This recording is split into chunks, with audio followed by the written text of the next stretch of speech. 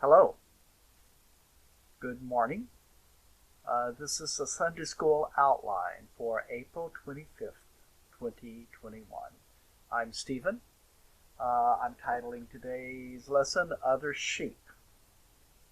So, what have we got? The lectionary readings for today are Psalm 23, Acts 4, 5 through 12, John 10, 11 and 18, and 1 John 3, 16 through 24. All those passages are good passages. They're worth reading. You might also read Luke 15, 3 through 7, and Psalm 119, 176. What I'm actually going to read today is Luke 14, 23, John 10, 19, John 1, 9, Psalm 139, 8, and Matthew 9, 12.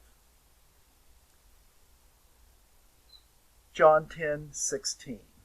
And other sheep I have, which are not of this fold. Them also I must bring, and they shall hear my voice, and there shall be one fold and one shepherd. This is in the lectionary, and I want to focus on the concept of sheep which are out of the fold. My own personal feelings are that everyone is a child of God. Jesus is their Lord and Savior, but they might not know that. The Bible does talk about this. I've discussed it elsewhere, and there are better scholars than myself who talk about the pros and cons of this on the web and in learned books. So you can, if you want to think about it, you can find stuff to think about it. So let's look at what this verse actually says, though. Jesus says in the first sentence, "Other sheep I have, not of this fold." And it's very simply as this means that the sheep in the fold may not recognize the sheep outside the fold as belonging to the shepherd. They shall hear my voice. There shall be one fold and one shepherd. So just who are these other sheep? Let's go backward from our lectionary and get something from the context. John 10:9 says, "I am the door. By me, if any man enter in, he shall be saved and shall go in and out and find pasture." Very simply, anyone may come and go into and out of the fold. Just a side note is that this implies that the sheep don't stay inside all the time, but come and go to find their pastures. In one of the parables of Jesus, in another place, he implies that the very lowest classes of society are welcome in the fold. This is the king who had a wedding, right? Luke 14:23.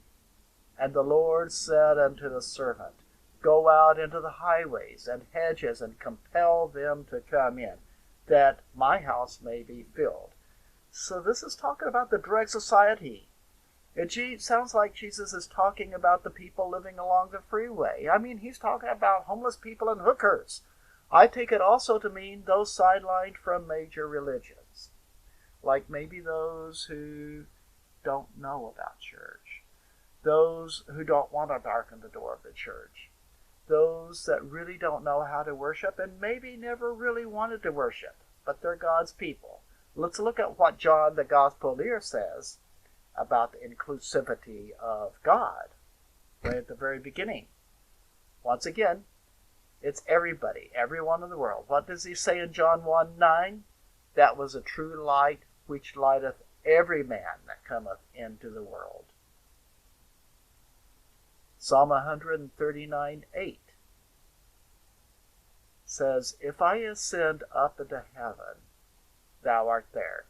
If I make my bed in hell, behold, thou art there." Now, is there anybody who isn't included in this relationship with God? Well, apparently, according to Psalm 139, you can't get excluded if you try.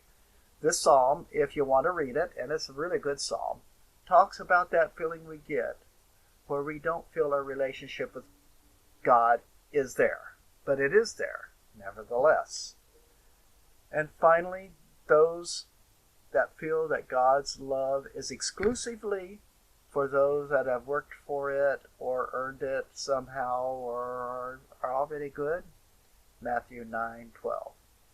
And when Jesus heard that, he said unto them, They that be whole need not a physician, but they that are sick.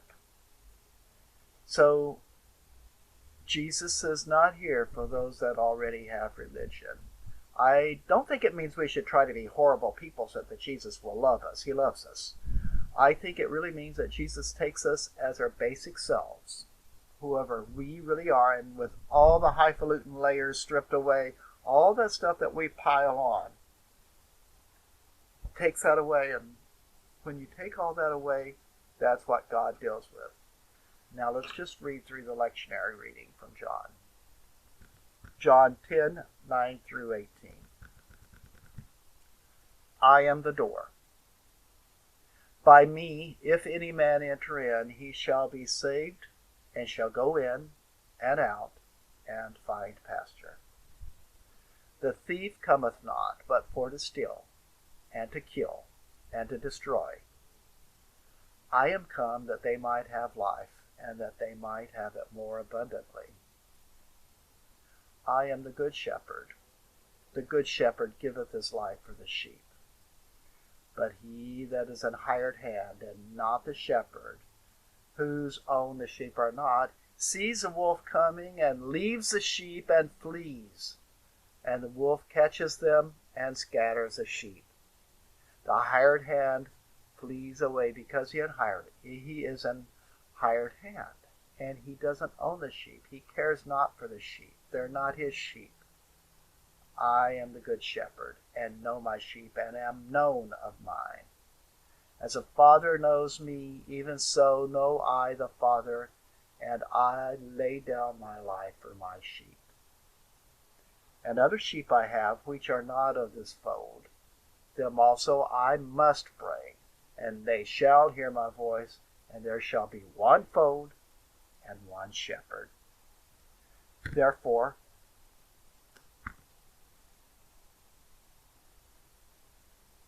doth my Father love me, because I lay down my life, that I might take it up again. No man taketh it from me, but I lay it down of myself. I have power to lay it down, and I have power to take it again. This commandment have I received of the Father. So Jesus is already claiming the resurrection here before it happens, but the words pretty much say what they need to say. If you just read it through, I suggest always that you just read the Bible out loud. It talks to you. There you have it. No matter who you are, Jesus is your shepherd.